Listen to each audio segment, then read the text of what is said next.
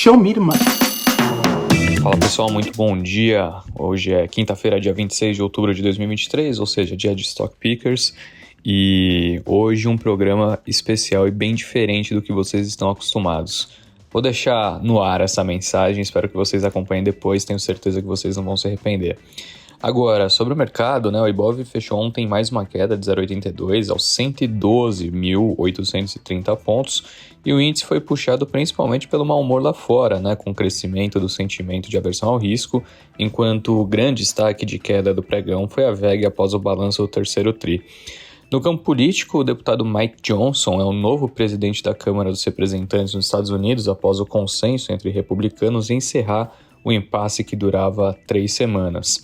Vimos a curva voltando a abrir, o de 10 anos, os títulos de 10 anos lá nos Estados Unidos voltaram a subir mais de 10 pontos base na sessão de ontem, atingindo praticamente 4,95. A curva até fechava nessa manhã, mas agora, dependendo do vértice que você olha, está operando em direções contrárias, tá?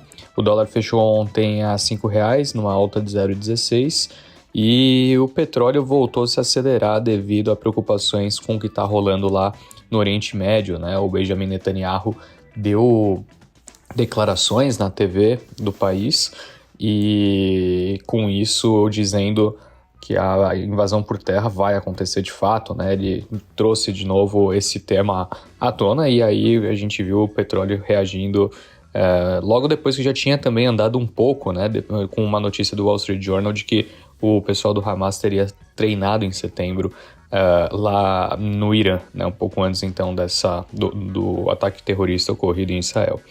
Sobre algumas notícias interessantes antes da gente comentar um pouquinho sobre a sessão de hoje, o Banco de Comunicações da China, o BOCOM, que atua no país por meio do BBM, e o Banco Industrial e Comercial da China realizaram seu primeiro empréstimo transfronteiriço em moeda chinesa no Brasil.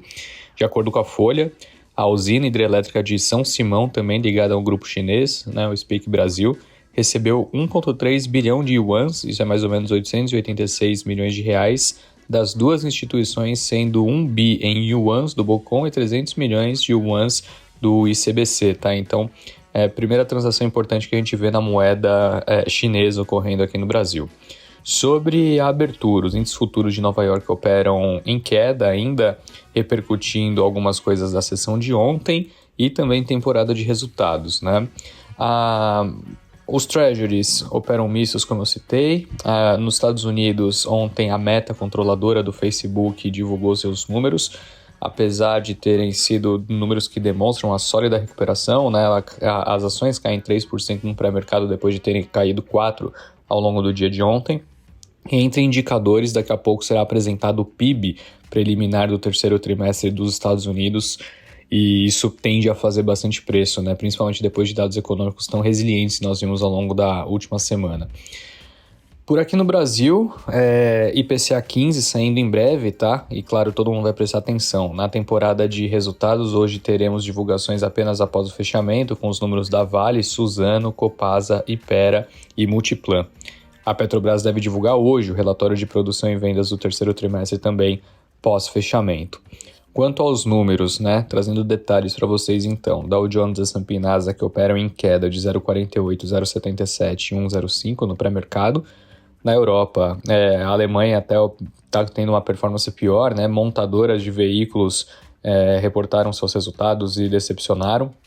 A gente tem também, quando a gente olha para a parte das commodities, o Brent operando numa queda de 1,56, entregando então aquela alta vista depois da declaração do Netanyahu ontem à noite, voltando para $88,70 nessa manhã, e o minério de ferro lá em Dalian subindo 0,69, equivalente a $119,73 a tonelada, tá?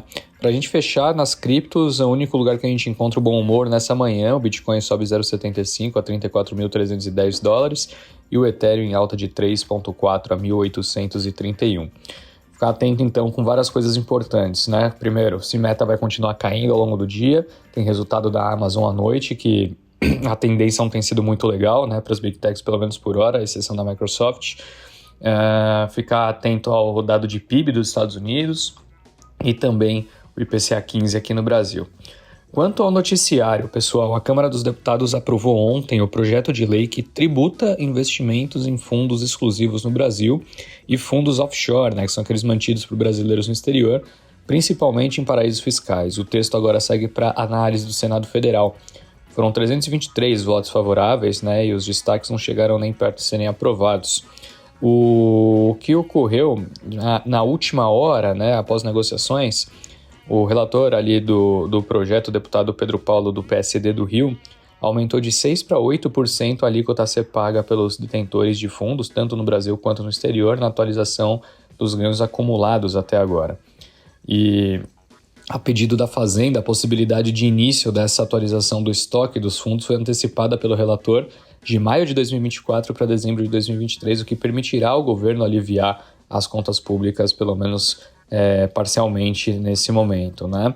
Então é algo para a gente monitorar, vinha sendo destaque de notícia há bastante tempo. Se você quiser entender no detalhe todas as alterações, tiveram algumas outras coisas além disso, o texto está disponível aqui no nosso site do Infomoney.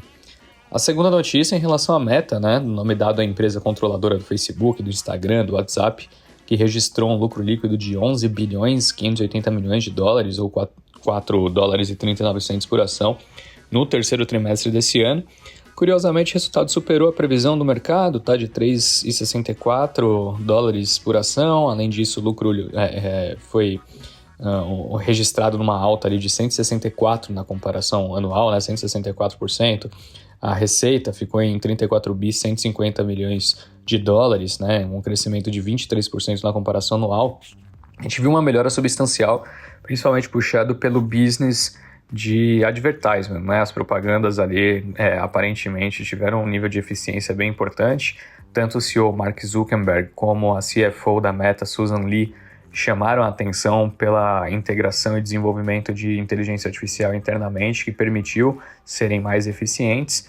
E, assim, o ambiente está negativo, né? Mesmo com números que poderiam ser lidos como positivos, a Meta já vem de uma valorização de 150% no ano, né? Então, talvez precisava entregar uma surpresa maior para o investidor se sentir mais confortável, o que não acontece. Ela é a segunda maior alta do S&P nesse ano, perdendo apenas para a Nvidia, e, portanto, recua aí um pouco menos de 3% nesse pré-mercado, ajudando a pressionar a abertura mesmo com números bons. Por fim, o Conselho de Administração da Oi aprovou ontem o início do processo de venda da ClientCo, que é o negócio de banda larga por fibra da operadora. A empresa espera conseguir cerca de $1 bilhão com a venda e, de acordo com o Brasil Journal, as estimativas feitas por casas de análise no começo do ano indicavam que o negócio poderia valer o dobro disso, né? O plano era vender o ativo em 2025, mas eles optaram, portanto, por antecipar esse processo.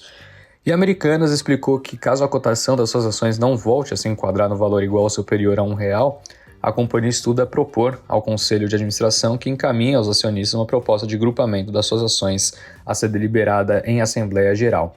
Tá? Então, algo que eles vão seguir monitorando, e esse processo deve ocorrer pelo menos, eles devem esperar para ver se a ação sobe, né, acima de R$1, pelo menos até ali 30 de abril de 2024, é o que está escrito no comunicado. Essas são as principais notícias de hoje. Um bom dia, bons negócios e até mais. Tchau, tchau.